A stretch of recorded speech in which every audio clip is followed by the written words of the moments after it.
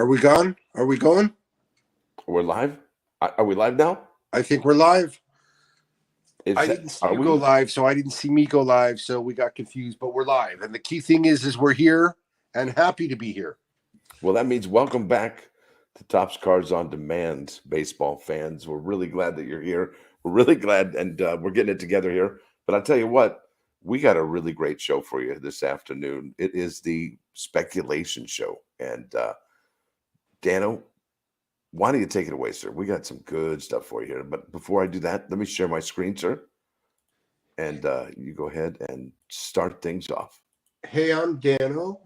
I'm the Say Hey Kid, and we're here to talk about cards 144 through 146. Thank you for being here, sharing part of your Wednesday afternoon with us.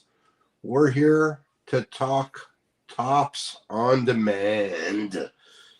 Card 141, Kerry Carpenter, Detroit Tigers. This guy's had a few cards out. He's got a homer for a late inning bomb. Tigers won the game. Big picture on the back. Everybody likes pictures more than words, or at least I'm joking, but I do. How many do we think this card is going to print? Oh, you go first. I'll go second. I'll go first on this one. I'm going to go 495. Wow. So I'm going to go with 685. Sounds good. We'll see. Card number 142. All right. This is Bryson Stott. This is not his first card of the season, but it is card number 142. And it says Bryson Stott sets Phillies record for a hit streak to start the season. It didn't take long for Bryson Stott to put his name in the Philadelphia Phillies record book this season, just 17 games in fact. On Tuesday, the 25-year-old surpassed Willie Puddinhead Jones for the longest hit streak to start a season by a Phillies player in the modern era. The record came when he grounded a leadoff single in the middle of the team's game against the White Sox. Stott's offense also aided Philadelphia in their game, winning 7-4. And there it is. So it's card number 142. Bryson Stott, not his first card this season. Is it his third or fourth or so, you think? And his third or fourth season. So it's far from his first or call-up or rookie year. So he's a seasoned player. I'm going to predict he's going to print 444 cards. Ooh, I think that's a little bit high, but I would say probably 390, maybe 375, somewhere in that way. I'll say 385. Why not? Right there. Boom. 3 guesses. We'll go with the last one, of course. Sounds good. Excellent. This card, when I look at this card, I think of you because you're a traditionalist baseball purist, so to speak. I like the goose on the field or the cat, getting chased around. But this is a great looking card, and it is a phenomenal feat. Why don't you go ahead and let us know what it's all about, sir? Card number 143, Shohei Ohtani, Babe Ruth, Legends, homer at Yankee Stadium on the same day, 100 years apart. Do you think they even did Major League Baseball even try this? Were they like, well, what if, just maybe? Or is this just serendipitous? I think these two are going to be connected for a long time. I think Ohtani's doing things Babe Ruth only dreamed of doing. Yep. I think that Major League Baseball knew the Angels were going to be in town. It has no reference point of putting them together except that they can both pitch and hit, and that they hit a home run in New York City on the same day, 100 years apart. And what's interesting, and you mentioned that Shohei Ohtani, he was on one of the print run cards we did this morning or yesterday. But listen, here's the thing. He only pitched about 2 innings, right? Yes.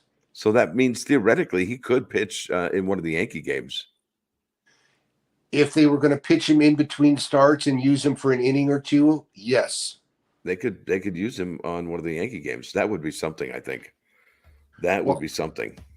If they pitch the second time. Interesting. I don't know that they're likely to do that because they hold 2 innings.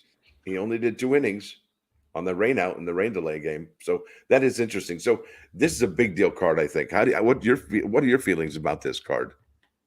I like it. It reminds me a lot of 2018. He had 2 Ruth Ohtani cards that were cards of the week. Those were the ones with the gold lettering and make the gold lettering much more difficult to find and more expensive to buy than the white lettering.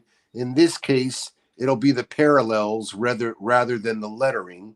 The parallels will equal up to about the same amount of privy cards. I think this card's going to print 5,551. That is incredible. So this card for me is very special also, and it's only special for me because of you, Dano. You've talked me into appreciating cards like this. I can see Mike Trout in the background on this card. I think that makes it special. It says Legends, plural, Homer, Yankee Stadium, 100 years apart to the day. Did we read the back of it, sir? No. Go ahead, or we want me to? Go ahead. It says exactly 100 years ago. That's to the day, folks. Arguably the greatest player of all time, Babe Ruth, christened Yankee Stadium by hitting an opening day home run on the very first day it opened to the public. Fast forward to Tuesday, and the player who's the closest we have had since the Babe did the same thing. The opening game of the Angels series against the New York Yankees, Shohei Ohtani took a page from Babe Ruth's book and cracked or jacked a 2-run home run at current Yankee Stadium, right across the street from where the legend did it decades earlier. That is phenomenal, folks. Love this card. I really do. I think this is a beautiful card. It's a Major League Baseball card. And you know, one thing, Dano, I'd like to find out, and if we could do, is look to see how many players have 4 or 5 or 6 or more cards already this season. Because and that doesn't necessarily mean like that pitch clock card. That Correct. was a Shohei Ohtani card, but it was also really, more importantly, the pitch clock card. But Shohei Ohtani fans would beg to differ, I would imagine. And I guess we can count that as a Shohei Ohtani card, can't we? I do. I mean, I do too. I bought a few because I thought they count as a Shohei Ohtani card. I agree. And your question is, how many cards has he had come out in 2023? The most of anyone, even Jordan Walker. Hold on, I'll tell you exactly. Thank you, sir. He has, let's do not by relevance. Let's sort by new.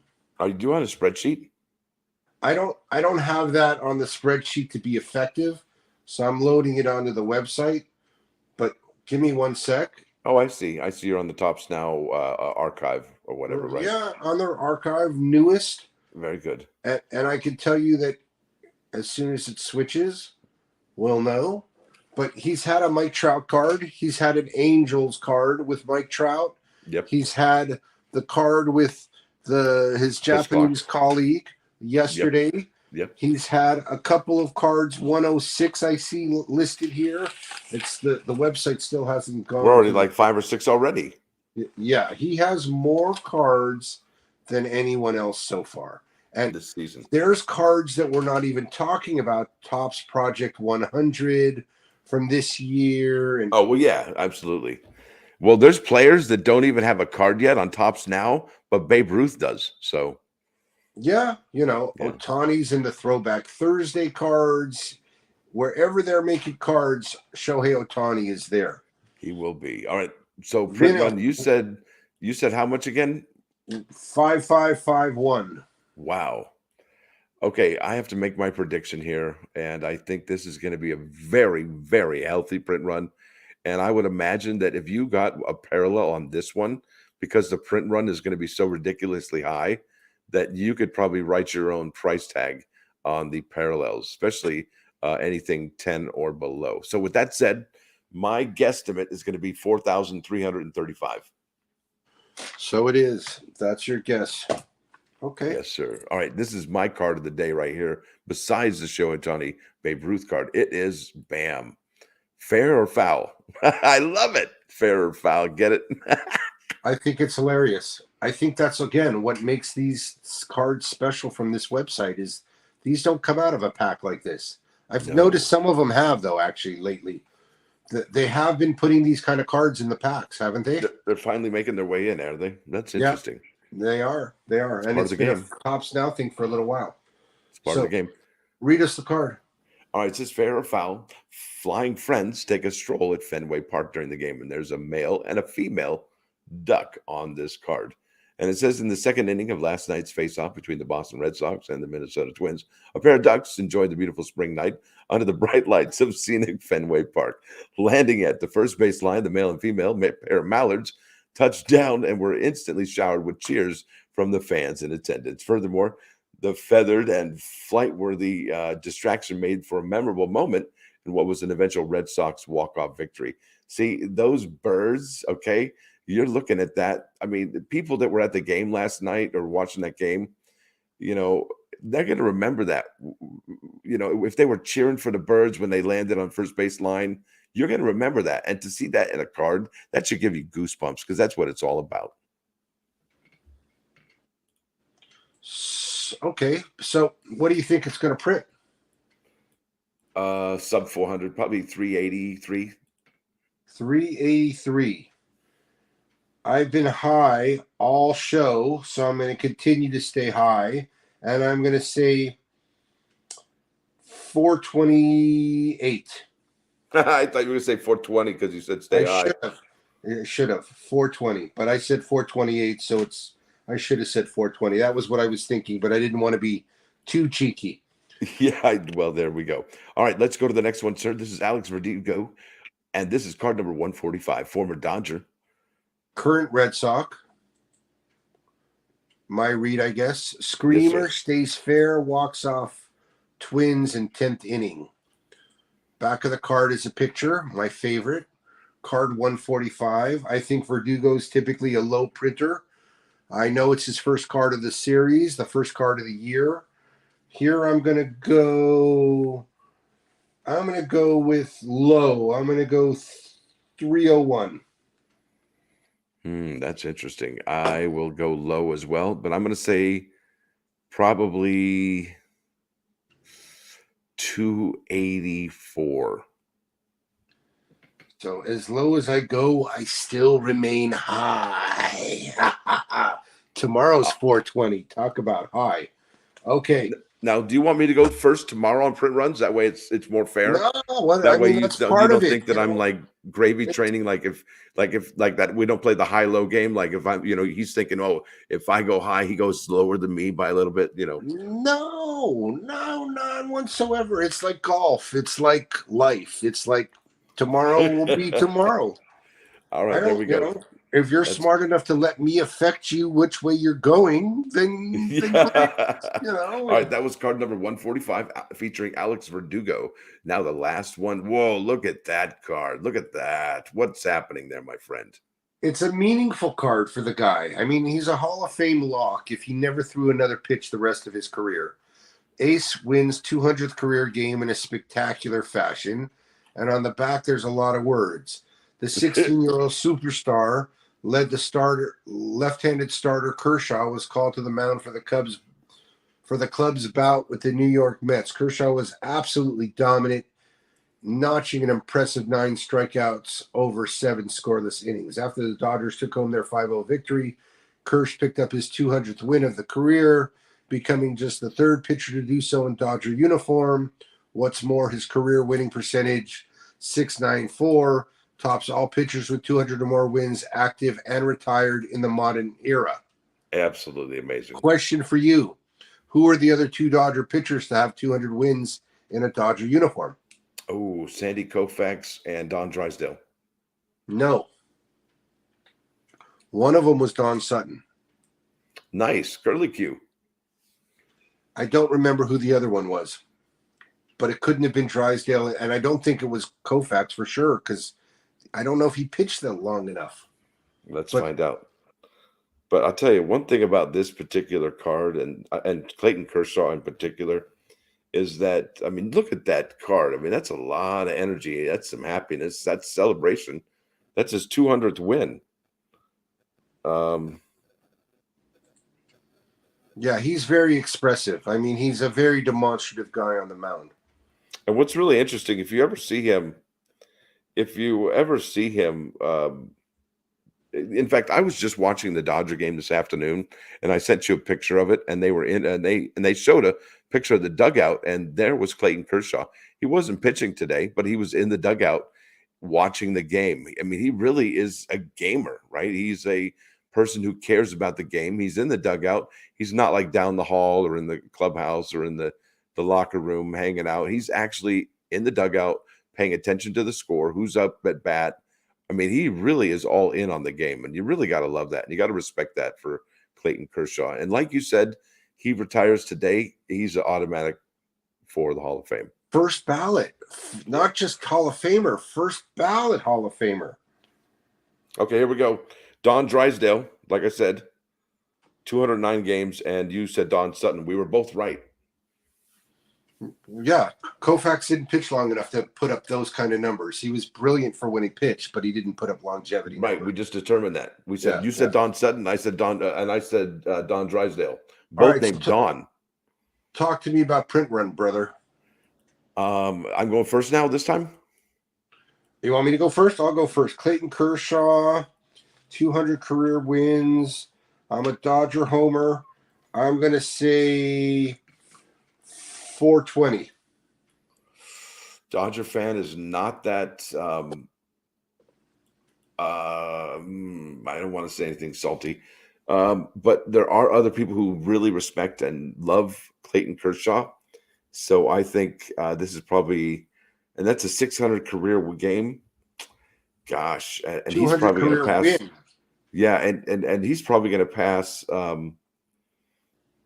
Don Drysdale this year. If he's at 209 and he's got 200, he just needs 10 more wins and he passes him. He could have a 10-win season. But I'll tell you what, one thing about Kershaw is his back, and that's what I'm worried about, is his injuring himself. He's definitely always solid to start the season, but about midway through, his back gets hurt and he's no longer available for the playoffs. So we've seen that in the last few years. So I hope he stays healthy this year. Now, with that said, what did I say? 646. 646. Then Yes, that's what you say.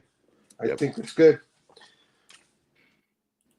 Dodgers lost today. You didn't mention that. So, again, if the Mets tie them in the playoffs, the Mets are going to have higher seeding, it looks like. Arizona Diamondbacks, really? Okay, fair enough. And correct, but San Diego still comes alive. I was watching a podcast where they're talking about the Padres and how Soto might have made a mistake going to San Diego because it's not a good park to hit in. He might not produce, so maybe San Diego doesn't get real. Who knows what to make of those guys, you know? Yeah, I don't know. That's interesting. Soto's batting 200. Oh yeah, they're not doing great in San Diego right now, but that's okay. I think they'll come back at some point. They just got to get it going, get it together. But I think that's it. What else we got going on? We got baseball tonight. We got hockey tonight. We got basketball tonight. Top sells all those cards. We got new cards out on the Topps Living set today. 7 days to buy, 6 days and a few hours left. Guys, there's some cool stuff going on. Erling Haaland already scored today. Manchester City's going to the quarterfinals, semifinals in the Championship League. Card will be out soon. There's stuff to pay attention to, and if it doesn't get oversold, we'll like it even more.